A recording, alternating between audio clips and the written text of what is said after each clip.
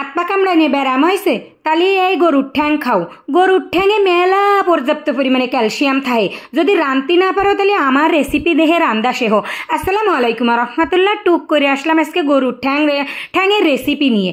আমি কিন্তু জীবনে কোনোদিন গরুর ঠ্যাং রাঁধতে শিখিনি।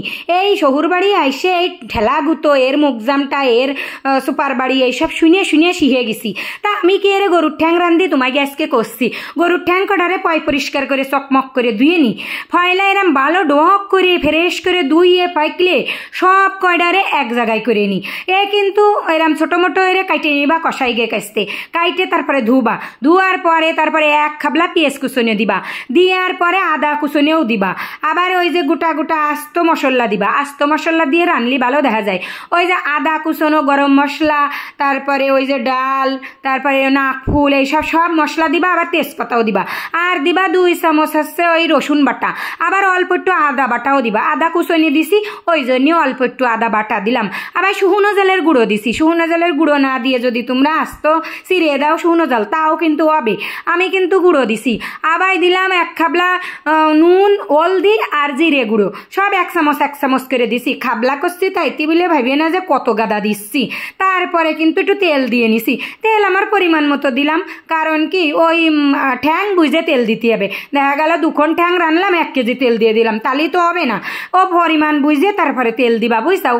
তারপরে ওই তেল মেল দিয়ে ভালো মতন খুন্তিতে গুইটে গেটে মাহাই নিয়ে গাদা খানেক পানি দিয়ে দিবা একদম। তাই বলে আবার 1 বালতি দিয়ে না জানো, 2-3 গিলাস দিবা। কারণ এ জ্বালাতি হবে অর্ধ জ্বালান, না হলে ওর সিদ্ধে হতে টাইম লাগবে। তো শুধুই তো হাড়গোড় আর ওর গায়ে যে গোস্ত আছে তাকে সিদ্ধে হবে অত সহজে। ওই জন্যই গাদা খানেক পানি দিতে হবে। তাও এত গ্যাস পুরানে ধৈর্য আমার নেই। ওই জন্য ওরে জপ্পাত করে একটা প্রেশার কুকারের মধ্যে ঢেলে নিলাম। প্রেশার কুকারে দিলে কি হয়, ওর প্রেশার বাইরে নরম হয়ে যায়। ভালো মতন 8টা 10টা 20 22টা সিটি দিব। দেওয়ার পরে দেখবো সব নরম হয়ে গেছে।